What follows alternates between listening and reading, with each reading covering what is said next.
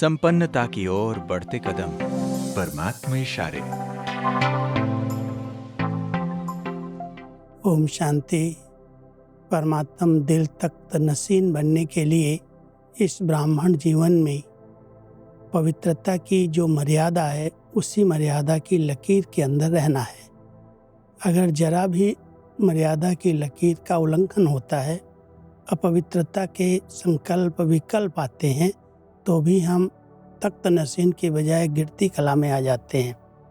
कोई भी कर्म नहीं होते, लेकिन अगर व्यर्थ कर्म भी होते हैं तो परमात्मा कहते हैं वो अंदर की महसूसता ऐसी होती है जो अंदर ही अंदर कांटे की तरह चुभती है। ये भी एक जैसे सजा है।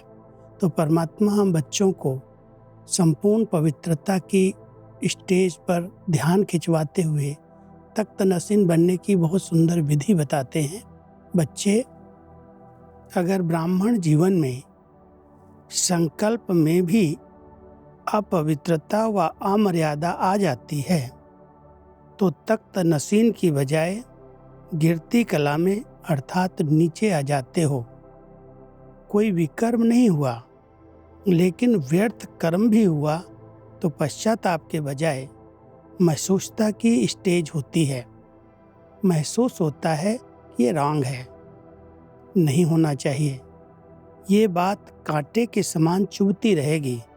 इसलिए इस व्यर्थ से भी मुक्त बनो।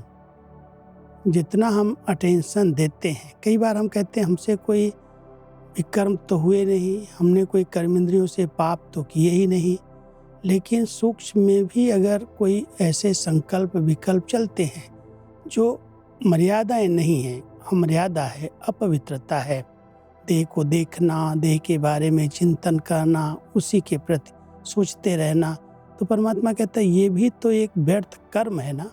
और इस व्यर्थ कर्म का भले पश्चाताप नहीं हो, लेकिन जब महसूस होता है कि ये नहीं होना चाहिए इस ब्राह्मण जीवन में, तो वो बात अंदर अंदर कांटे की तरह चुभती है, दर्द देती है। इसलिए बहुत गहरी रियलाइजेशन, जिससे हम स्वयं को परिवर्तन कर सकें और परमात्मा के दिल तख्त नसीन बन सकें। नहीं तो चलते चलते जो आंतरिक खुशी है, उमंग उत्साह है, वो कम होने लगता है। ओम शांति।